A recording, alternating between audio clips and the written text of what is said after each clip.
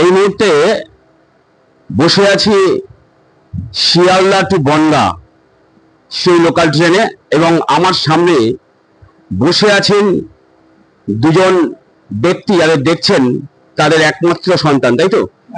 একমাত্র সন্তান অত্যন্ত কঠিন রোগে আক্রান্ত, যেটা বনগাঁ হসপিটালে। উনি বনগাঁর বাসিন্দা হলেও কোথায় বাড়ি আপনাদের একটু বলবেন আপনারা? তো বনগাঁ হসপিটাল থেকে রেফার করে দেওয়া হয় যে কলকাতার যে কোনো একটু বনগাঁ হসপিটালের, আমাকে এটা দেখান, এই যে দেখুন, যে কোনো স্টেট জেনারেল, যে কোনো state hospital, any state medical college and hospital. ওনার কি হয়েছে ছেলের, এটা একটু ধরুন আমাকে, এটা দিন। ওনার ছেলের যেটা হয়েছে, যেটা দেখতে পাচ্ছি এখানে যে রিপোর্ট, তাতে যে লিভার অ্যাবসেস।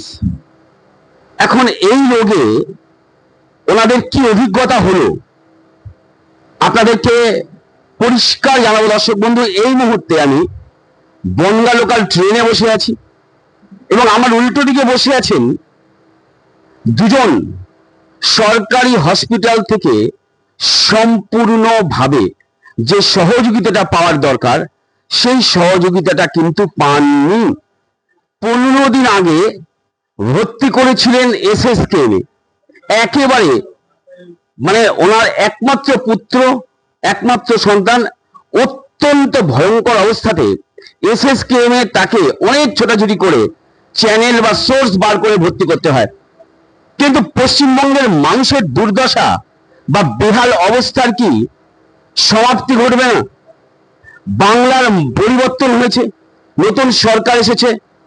বাংলার নতুন সরকার এবং মাননীয় মুখ্যমন্ত্রীর কাছে অনুরোধ, এই বিধাননগর বার্তার, যে গরিব মানুষদের কথা ভাবা হোক, এবং এই যে বিশেষ করে কলকাতায় অবস্থিত যে মেডিকেল কলেজ হসপিটালগুলো, Nilratan Sarkar hospital, medical college hospital, Chittaranjan hospital সহ আরো, এবং মাননীয় স্বাস্থ্যমন্ত্রী ডক্টর শারদা মুখোপাধ্যায়, আপনার দৃষ্টি আকর্ষণ করছি এই প্রতিবেদনের মাধ্যমে।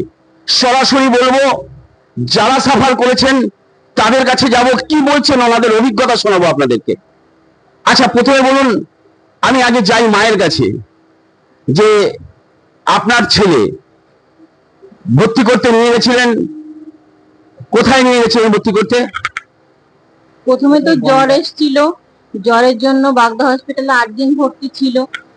তো জ্বর টাইফয়েড ধরা পড়লো, তারপর জ্বর তাও কমছিল না, টাইফয়েড ছিল না তবু জ্বর কমছিল না, তারপরে ইউরিনে ইনফেকশন হলো তবুও জ্বর কমছিল না, ট্রিটমেন্ট হওয়ার পরেও। তারপরে ওখান থেকে বনগাঁ ট্রান্সফার করলো, দেখা গেল যে লিভারে অ্যাপ।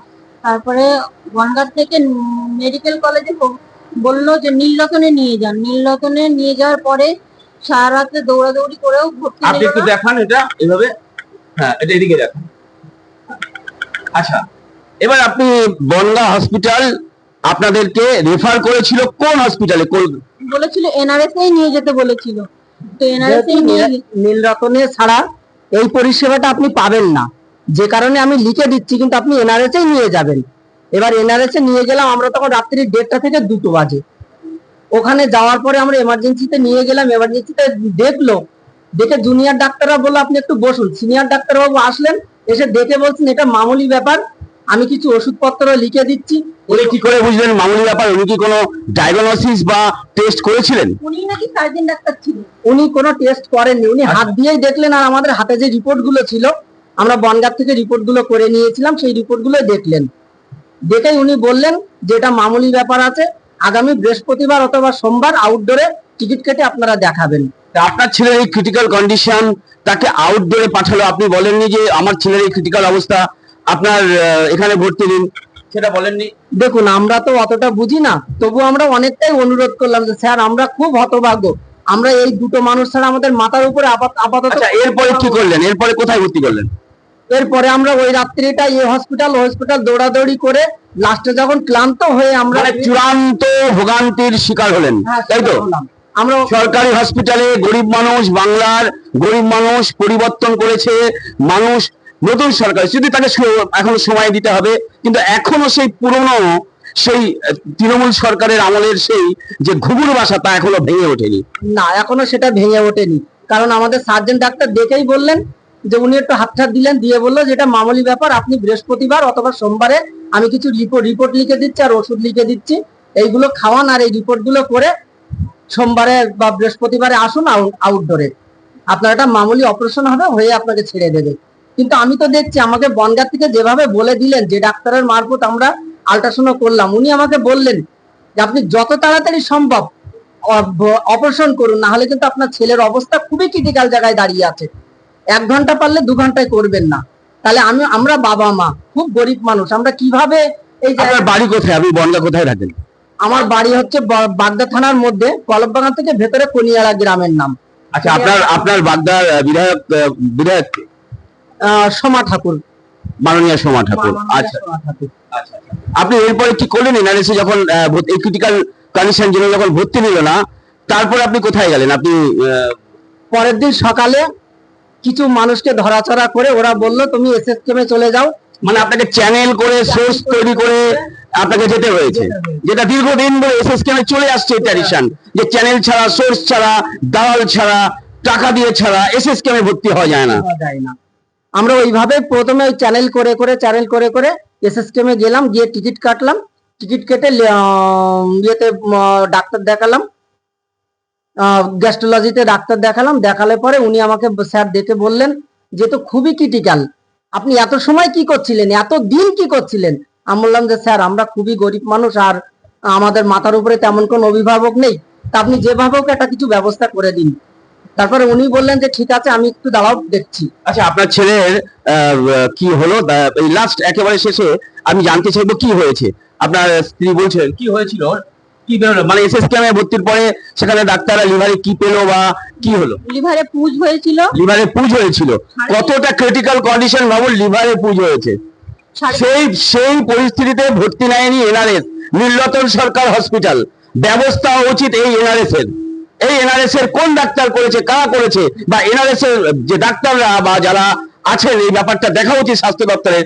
আমি রাজ্যের মাননীয় মুখ্যমন্ত্রী এবং মাননীয় স্বাস্থ্যমন্ত্রী ডক্টর শারদা মুখোপাধ্যায়ের দৃষ্টি আকর্ষণ করতেছি। 350 গ্রাম পুজ বেরিয়েছিল। 350 গ্রাম পুজ বেরিয়েছে। বলুন।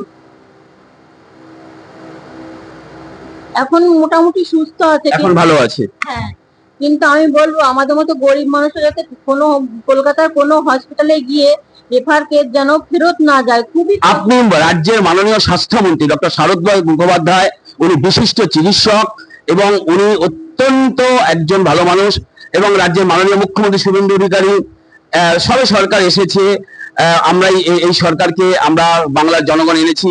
তো কি দাবি রাখবেন যে আপনি এই যে এখান থেকে রেফার কেসগুলো যেটা এত ক্রিটিক্যাল কন্ডিশন তা সত্ত্বেও ভর্তি নিল না এনআরএস, সেখান থেকে পিজি হয়ে গেল, কি বলবেন? আমি মাননীয় স্বাস্থ্যমন্ত্রীর কাছে বলবো সব মানুষ যারা রেফার হয়ে যায়, যে হসপিটালে যায়, যেন ভর্তি নিয়ে চিকিৎসাটা ভালোভাবে করে এবং সুস্থ হয়ে যায়। কারণ আমরা গরিব মানুষরা সরকারি হসপিটালের উপর নির্ভর করেই থাকি, আমাদের তো পার্সোনাল মানে দেখানো সম্ভব না কোনো নার্সিং হোমে কিংবা কোনো পার্সোনাল হসপিটালে, বেসরকারি। এই যে এনআরএস হসপিটালে ভর্তি নিল না, যে সার্জনটি হোক, আপনি এনআরএস হসপিটালের ব্যাপারে একজন বাংলার নারী, বাংলার মহিলা, আপনি বাংলার একজন মা, আপনি কি বলতে চান, কি বার্তা দিতে চান?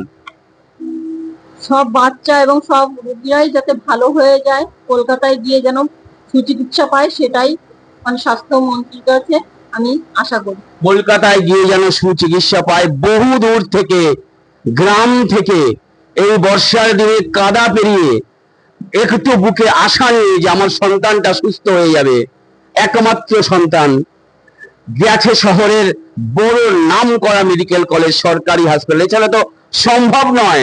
বিভিন্ন বেসরকারি, একেবারে কলকাতার বড় বড় বেসরকারি হসপিটাল, যেখানে লক্ষ কেন কোটিতে গল্প হয়, সম্ভব নয়। বাংলার মানুষের জন্য এই সরকার আয়ুষ্মান ভারত নিয়ে এসেছে। আমরা জানি সরকারকে সময় দিতে হবে, আমাদের আস্থা, ভরসা, ভালোবাসা সবটাই আছে, কিন্তু এখনো খোলস ছেড়ে বেরোতে পারিনি আগের আগের সরকারের আমলের এই সমস্ত দুর্নীতিবাজ, অপরাধী এবং এই ধরনের মানুষের সাথে দুর্ব্যবহার করা মানুষগুলো। তাই অবশ্যই বিধাননগর বার্তার পক্ষ থেকে আবেদন এবং দৃষ্টি আকর্ষণ করতে চাই রাজ্যের মাননীয় মুখ্যমন্ত্রী এবং রাজ্যের স্বাস্থ্যমন্ত্রীর কাছে। সবাই ভালো থাকবেন। এখন এই পর্যন্ত।